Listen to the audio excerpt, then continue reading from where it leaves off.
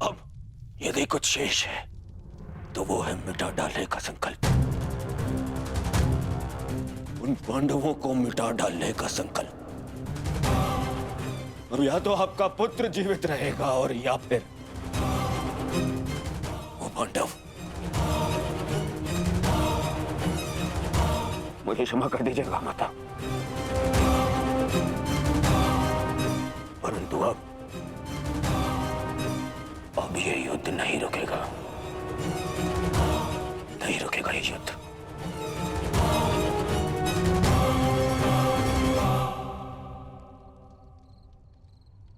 क्या हुआ माधव?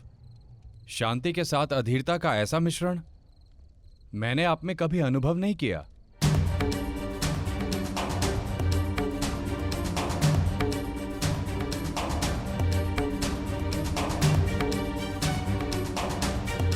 मौन क्यों है माधव? क्यों आप हर बार उस योद्धा का अंत कर देते हैं जो इस युद्ध का अंत कर सकता है? क्यों माधव, क्यों? जिसे हम अंत समझते हैं वो एक नया प्रारंभ होता है बारबरी।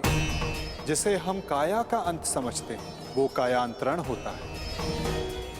और जिसे तुम एक योद्धा का अंत समझ रहे हो वो एक नए परिवर्तन का प्रारंभ है। उचित कहा माधव। हर अंत में ही एक नया प्रारंभ है, परंतु यह आवश्यक नहीं कि हर अंत के पश्चात एक नया परिवर्तन जन्म ले, क्योंकि कभी कभी एक अंत एक प्रतिशोध को जन्म देता है और वो हो चुका है। एक नया प्रतिशोध जन्म ले चुका है माधव।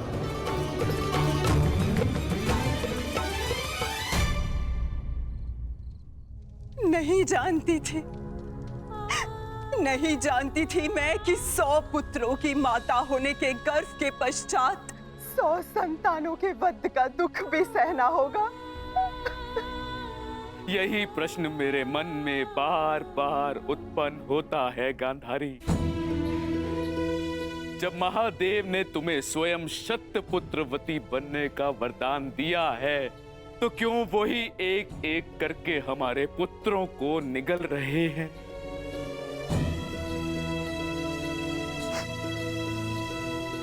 उत्तर मिलेगा आर्य।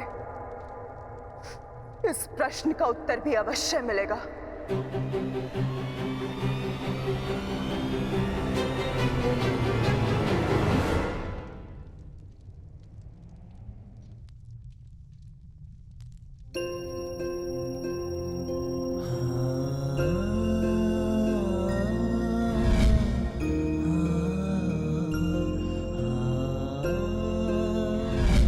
ये श्राप मुझे क्यों नहीं मिला कि मैं युद्ध में बाण चलाना भूल जाऊं।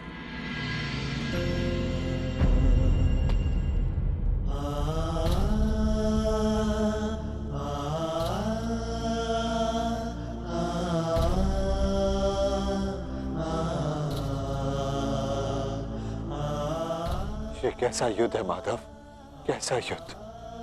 न्याय के लिए हमने अपने ही ज्येष्ठ का रक्त बहा दिया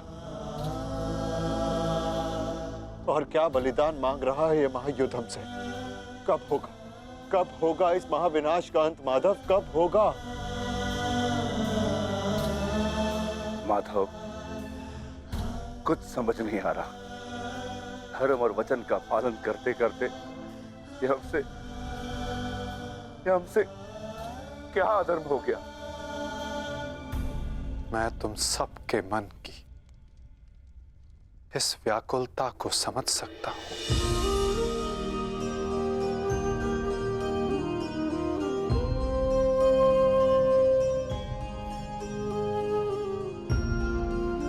तुम सब इतने समय से इस सत्य से वंचित थे,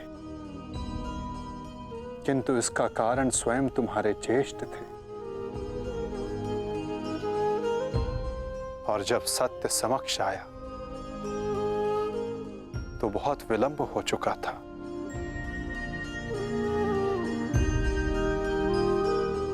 नकुल, सहदेव, ये तुम्हारा उत्तरदायित्व है कि अपने ज्येष्ठ के इस बलिदान गाथा को इस संसार में सुनाकर सदैव इस संसार के हृदय में जीवित रखो।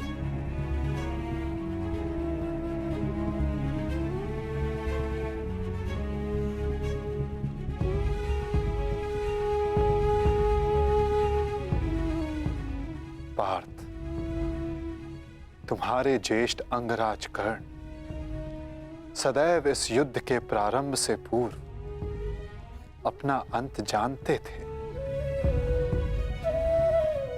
वो इस युद्ध का परिणाम भी जानते थे पार्थ।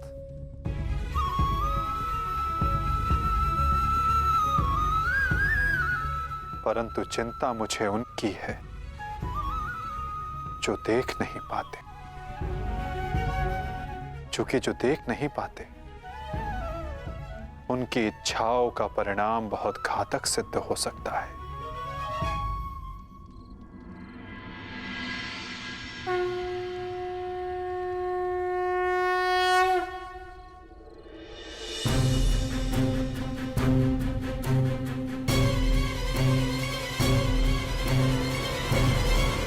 रुक जाओ बहना, नहीं बहना, ये क्या करने जा रही हो तुम? इस समय ना तो मैं आपकी बहन हूँ भ्राताश्री, और ना ही हस्तिनापुर की महारानी गांधार नरेश। इस समय मैं एक माता हूँ, एक माता जिसे महादेव से उत्तर चाहिए उसके साथ हुए अन्याय का।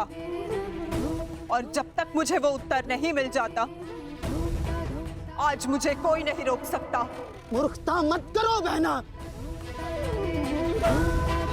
गांधारी, इस भांति अग्नि को आलिंगन देने से कुछ नहीं मिलेगा। इससे पूर्व मेरे आलिंगन में आने को शेष मेरा अंतिम पुत्र भी काल के गाल में समा जाए, महादेव को मेरे प्रश्न का उत्तर देना ही पड़ेगा।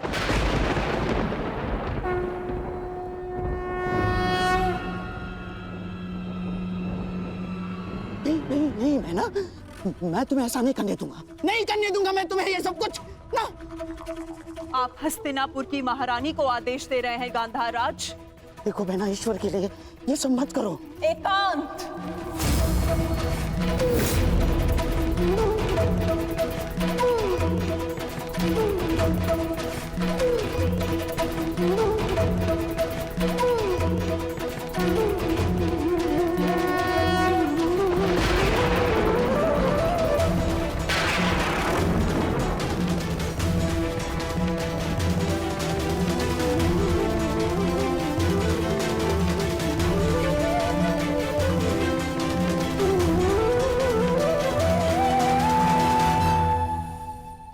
संहार के देव है ना महादेव,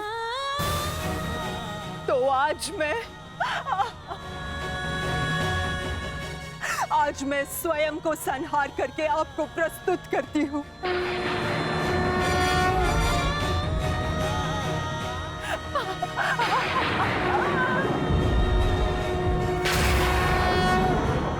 आपने मुझे शतपुत्रवती होने का वरदान दिया था महादेव, परंतु आज मैं आपसे ये जानना चाहती हूँ, क्यों आपने मेरा जीवन अभिशाप बना डाला महादेव?